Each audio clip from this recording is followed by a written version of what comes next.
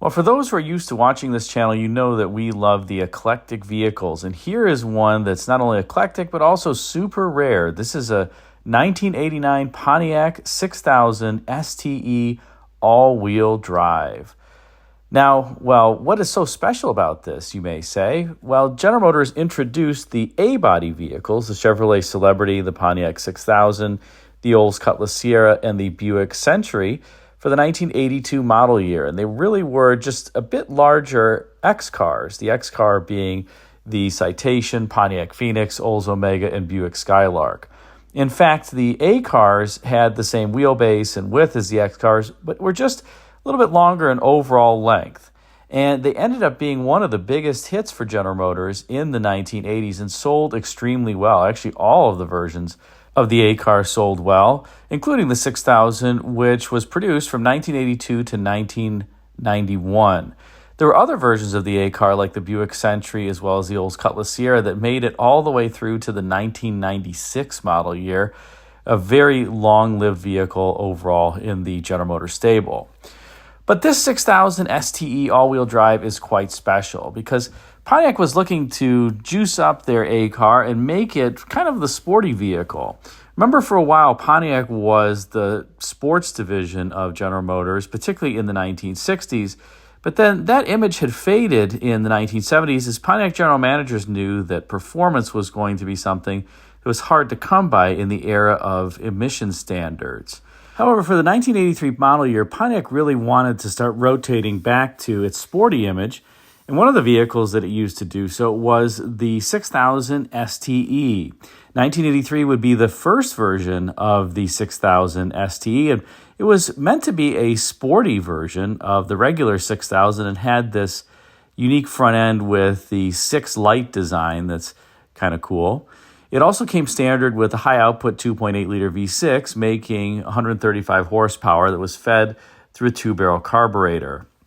The 6000 ST would continue to evolve over the 6000's lifetime, and it would generally get better and better, and it made Car and Driver's 10 Best list for a number of years even during the 1980s.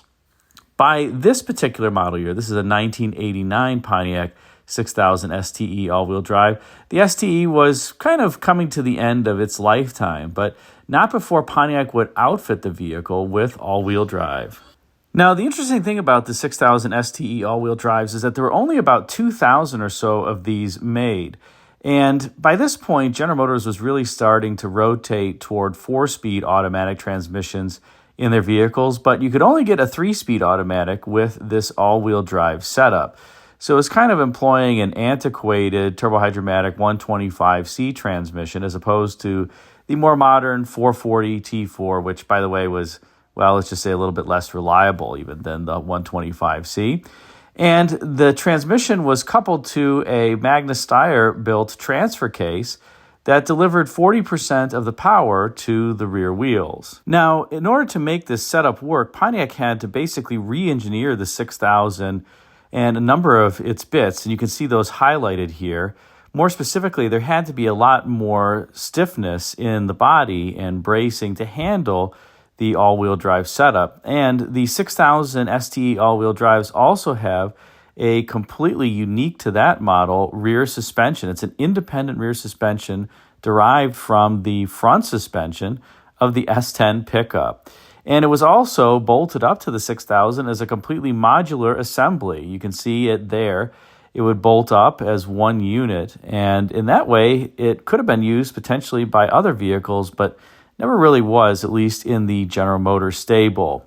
So when you drive these 6000 STE all-wheel drives, you don't necessarily notice the overall all-wheel drive character, of course, unless you're on a slippery surface. But you do notice the chassis stiffening, and that does make the car more pleasant and enjoyable. Now, given this particular setup, which was an open differential setup, all it took was one slipping wheel to really, let's just say, cause you to get stuck in the snow, or at least if it was deep snow. This wasn't really something that you would get stuck in on regular roads. And as a consequence, Pontiac put a button on the center console to lock the differential to ensure that one slipping wheel just couldn't have all the power diverted toward it. And another funky thing about the 6000 STE all-wheel drive was its interior with this huge array of buttons everywhere, including on the steering wheel. You can see there are buttons there for the stereo controls, the seek and scan, as well as the volume. But just everywhere, there are buttons where you look. You can see this particular car has significantly adjustable power seats. There's an array of switches that are on the center console. The radio is a equalizer-based radio, so there are buttons for that. It's just buttons, buttons, buttons, and, well, supposedly this look of high-tech on the inside. And I have to say that it is a pretty handsome interior and very space-agey, including that tachometer, that huge tachometer that you see in the middle of the dash. And you did get very comfortable seats by this point. Take a look at these seats, very similar to what would be employed in the Bonneville SSE, another cool Pontiac from this era. But you could ride along in sporty comfort. Notice the lateral bolsters there on the seats would really keep you in place, along with the overall seat fabric. Let's take a closer look at this particular 1989 Pontiac 6000 STE. And here you have this Pontiac 6000 STE all-wheel drive. This is a 1989 version. Notice the beautiful gold three-spoke wheels. Those three-spoke wheels would become a Pontiac hallmark for some time. Not sure why Pontiac chose the three-spokers, but they did. And, of course, you have these smoked tail lights as well as that big smoked reverse light in the rear. Again, a Pontiac hallmark for a number of years. You'd see those taillights on everything from Fieros to Firebirds and, of course, on this particular 6000. You'll also take a look at that rear fascia and the ribbing that continues along the entire side of the vehicle and goes up front. Those ribs would be a Pontiac character trait starting with the 1985 Grand Am and were inspired by Mercedes, actually, vehicles of the 1970s that had that kind of ribbing. And that was something that was quite popular among a lot of vehicles in the 80s. I guess that just gave the body sides some overall gesture and look to them.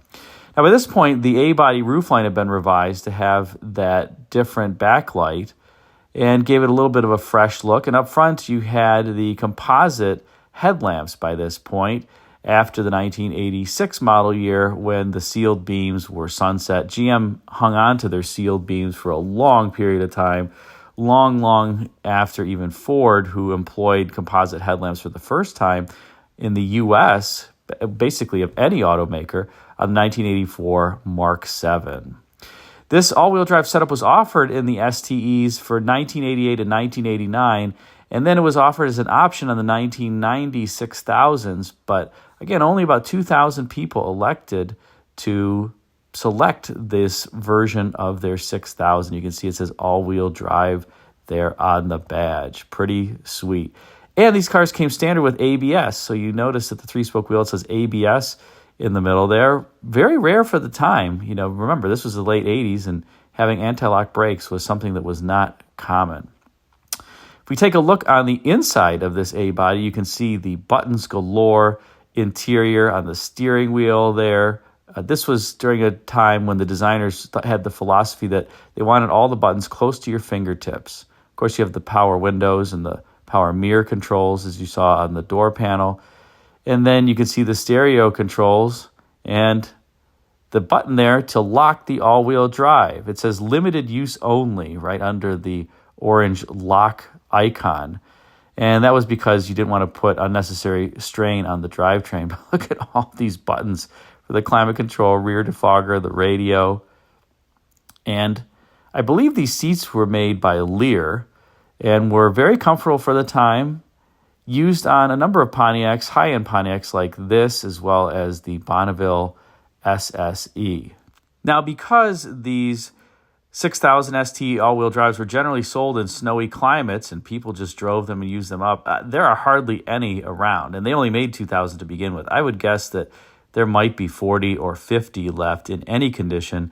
This one is in quite nice shape for being a 1980s era GM vehicle. You can see even the paint still shines relatively well. It doesn't have that checked or weather checking that was so typical of the GM paints of this era.